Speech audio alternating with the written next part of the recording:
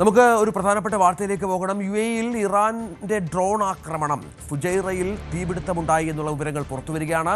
Iran drone ആക്രമണം അതിശക്തമായിരുന്നുവെന്നും വിവരങ്ങൾ പുറത്തുവരുന്നു.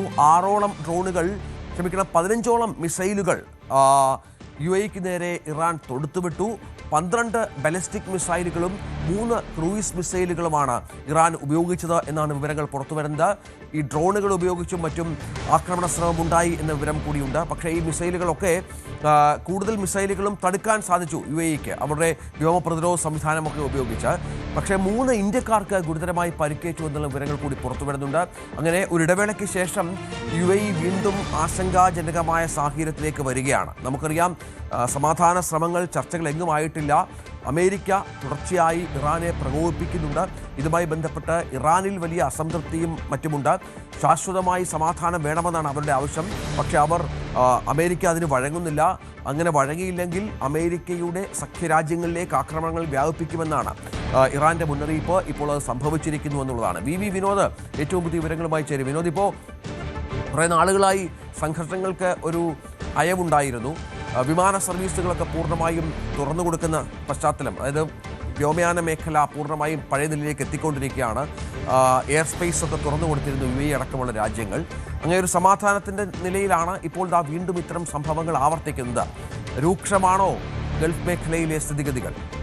രഞ്ജിത്ത്, ഗൾഫ് വീണ്ടും അശാന്തമാവുകയാണ്. മലയാളികൾ ഉൾപ്പെടെ ഇന്ത്യക്കാർ നിരവധി ഉള്ള ഒരു പ്രദേശം. അവിടെ വലിയ ആശങ്കയ്ക്കാണ് ഇപ്പോൾ സാഹചര്യം ഉണ്ടായിരിക്കുന്നത്. കാരണം വെടിനിർത്തലുണ്ടായിരുന്നു, ഏപ്രിൽ 19 മുതൽ നടക്കുന്ന വെടിനിർത്തലിൻ്റെ ഒരു തുടർച്ചയുണ്ടായിരുന്നു. പക്ഷേ ഇപ്പോൾ സ്ഥിതിഗതികൾ മാറുകയാണ്. ഇറാനും അമേരിക്കയും പരസ്പരം ആക്രമിക്കുന്ന നിലയിലേക്ക് പോകുന്നു. ഈ ആക്രമണത്തിനപ്പുറത്തേക്ക് UAE-യിൽ ഇറാൻ്റെ ആക്രമണം ഉണ്ടായിരിക്കുന്നു.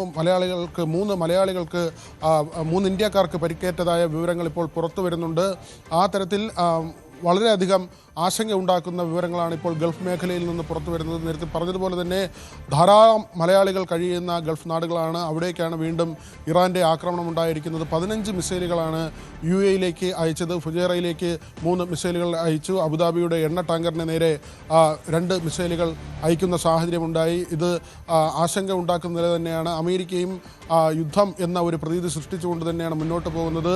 ഇപ്പോൾ പരിപൂർണമായും കാര്യങ്ങൾ ഹോർമൂസ് കേന്ദ്രീകരിച്ച നിലയിലേക്ക് വന്നിരിക്കുന്നു. നേരത്തെ ഇറാൻ ഫണ്ട് ചെയ്യുന്നു, മറ്റ് സംഘടനകൾക്ക് ഫണ്ട് ചെയ്യുന്നു, ഹൂതികൾക്കും മറ്റ് സംഘടനകൾക്കും, അത് ഇസ്രായേലിന് നേരെ തിരിയുന്ന സംഘടനകൾക്ക് ഒക്കെ തന്നെ ഹിസ്ബുള്ളയ്ക്കടക്കം ഫണ്ട് ചെയ്യുന്നു, ആ തീവ്രവാദത്തെ ശക്തിപ്പെടുത്തുന്നു, അല്ലെങ്കിൽ അങ്ങനെയുള്ള പ്രവർത്തനങ്ങൾക്ക് സഹായം നൽകുന്നു, ആയുധം നൽകുന്നു. ഇതൊക്കെ നിർത്തുന്നതിന് വേണ്ടി, ഇറാൻ്റെ ആണവശേഷി ഇല്ലാതാക്കുന്നതിന് വേണ്ടി, ഒരു ആണവ രാജ്യമാകാതിരിക്കാൻ വേണ്ടി ഇറാനെ ആക്രമിക്കുന്നു എന്നൊക്കെ ആയിരുന്നു വാദമെങ്കിലും ഇപ്പോൾ പരിപൂർണമായി ഹോർമൂസ് കേന്ദ്രീകരിച്ചുള്ള ഒരു ഏറ്റുമുട്ടലിലേക്കാണ് പോകുന്നത്. കപ്പലുകൾ സ്വന്തം നിലയ്ക്ക്, അതായത് ആ വഴി കപ്പലുകൾ കടന്നു പോകണമെങ്കിൽ ഇറാൻ്റെ അനുവാദം വേണമെന്ന് ഇറാനും, അങ്ങനെയല്ല അവിടെ ഒരു സ്വാതന്ത്ര്യ പോരാട്ടം നടത്തുമെന്ന പ്രഖ്യാപനവുമായി അമേരിക്കയും വന്നിരിക്കുന്നു. അങ്ങനെ ഒരു പേര് നൽകിക്കൊണ്ട് തന്നെയാണ് ഇപ്പോൾ അമേരിക്കയുടെ സേനാ വിഭാഗം അവിടെ ഇടപെടുന്നത്. 2 കപ്പലുകൾ അവിടെ നിന്ന് അമേരിക്കൻ സേന മോചിപ്പിച്ചു എന്ന അവകാശവാദം അവർ ഉന്നയിക്കുന്നു. എന്നാൽ ഇറാൻ ഇത് നിഷേധിക്കുകയാണ്. മാത്രമല്ല, അമേരിക്കയുടെ പടക്കപ്പലിന് നേരെ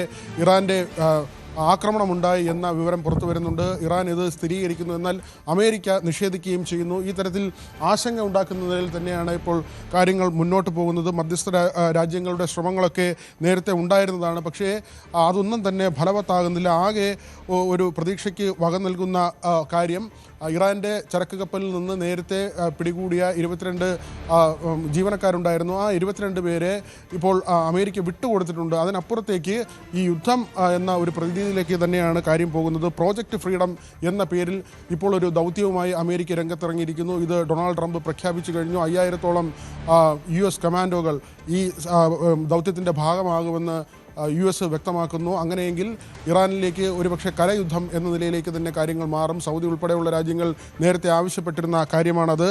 ആ ഒരു സാഹചര്യത്തിൽ എന്ത് സംഭവിക്കും എന്നത് തന്നെയാണ് ലോകം ഉറ്റുനോക്കുന്നത്. മാത്രമല്ല, ഇപ്പോൾ ക്രൂഡ് വില ഗണ്യമായി ഉയരുകയും ചെയ്യുകയാണ്. 5% വർധനയാണ് ഏറ്റവും ഒടുവിൽ ഉണ്ടായത്. മറ്റ് രാജ്യങ്ങളെല്ലാം തന്നെ അവരുടെ കപ്പലുകളുടെ ഇൻഷുറൻസ് തുക വർദ്ധിപ്പിക്കുകയും ചെയ്യുന്നു. 300ഓളം കപ്പലുകൾ ഹോർമൂസിൻ്റെ പല ഭാഗത്തായി കുടുങ്ങിക്കിടപ്പുണ്ട്. ഈ കപ്പലുകളെ മോചിപ്പിക്കുന്നതിന് വേണ്ടിയാണ് ഈ പ്രോജക്റ്റ് ഫ്രീഡം എന്ന പദ്ധതിയുമായി അമേരിക്ക മുന്നോട്ട് പോകുന്നത്. അതായത് ബലമായി ഈ കപ്പലുകൾക്ക് സഞ്ചാര സ്വാതന്ത്ര്യം ഉറപ്പാക്കുക എന്ന ഒരു ദൗത്യത്തിലേക്ക് അമേരിക്ക കടക്കുന്നു. അത് അങ്ങനെ ഉണ്ടായാൽ ഒരുപക്ഷെ അത് ഇറാൻ കയ്യും കെട്ടി നോക്കിയിരിക്കില്ല. കാരണം ഹോർമൂസ് എന്നത് അവരുടെ അവകാശമായി അവർ ആവർത്തിച്ച് പറയുന്നൊരു കാര്യമാണ്. അവിടെ കടന്നു കയറി കപ്പലുകളെ മോചിപ്പിച്ചാൽ കടുത്ത തിരിച്ചടി ഉണ്ടാകുമെന്ന കാര്യം തന്നെയാണ് ഇറാൻ പറയുന്നത്. ഏതായാലും അബുദാബി നാഷണൽ ഓയിൽ കമ്പനിയുടെ എണ്ണ ടാങ്കറിന് നേരെയാണ് ഹോർമുസ് കടലിടുക്കിലടക്കം ഇറാന്റെ വ്യോമാക്രമണം ഉണ്ടായത്. ഹോർമുസ് കടക്കുന്നതിനിടെ 2 ഡ്രോണുകൾ അഡ്നോ കപ്പലിന് നേരെ ആക്രമണം നടത്തിയെന്ന വിവരങ്ങൾ പുറത്തു വരുന്നുണ്ട്. ഏതായാലും ദുബായിൽ മിസൈൽ ആക്രമണ മുന്നറിയിപ്പും ജനങ്ങൾക്ക് ലഭിച്ചു എന്നുള്ള വിവരം കൂടി ഇപ്പോൾ പുറത്തു വരുന്നുണ്ട്. കുറേ നേരം ആ മുന്നറിയിപ്പ് ഉണ്ടായിരുന്നു, പക്ഷേ അതിനുശേഷം മുന്നറിയിപ്പ് പിൻവലിക്കുകയും മറ്റും ചെയ്തു. UAE ഇതിനെ ശക്തമായ ഭാഷയിൽ അപലപിച്ചിട്ടുണ്ട് ഈ ആക്രമണത്തെ. നേരത്തെ തന്നെ UAE അടക്കം നേതാക്കൾ യോഗം ചേർന്ന് ഇറാന് മുന്നറിയിപ്പുകൾ നൽകിയിരുന്നു. ഇപ്പോൾ വെടിനിർത്തൽ കരാറിൻ്റെ ഒപ്പം രാജ്യാന്തര സമുദ്ര ഗതാഗത നിയമത്തിൻ്റെ നഗ്നമായ ലംഘനമാണ് ഉണ്ടായതെന്നും ലോക സുരക്ഷയ്ക്ക് നേരെയുള്ള ഭീഷണിയാണ് എന്നുമാണ് UAE പ്രസ്താവനയിൽ കുറ്റപ്പെടുത്തുന്നത്.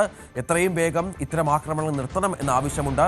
സമുദ്ര സുരക്ഷ ഉറപ്പാക്കണം എന്നുള്ള ആവശ്യം ഇപ്പോൾ മുന്നോട്ട് വെക്കുന്ന പശ്ചാത്തലമുണ്ട്. നമുക്കറിയാം UAE ഒക്കെ അതിവേഗം സാധാരണ നിലയിലേക്ക് മടങ്ങി വരികയായിരുന്നു. ജനങ്ങളൊക്കെ സ്വൈര്യവിഹാരത്തിലേക്ക് തിരിച്ചിരുന്നു.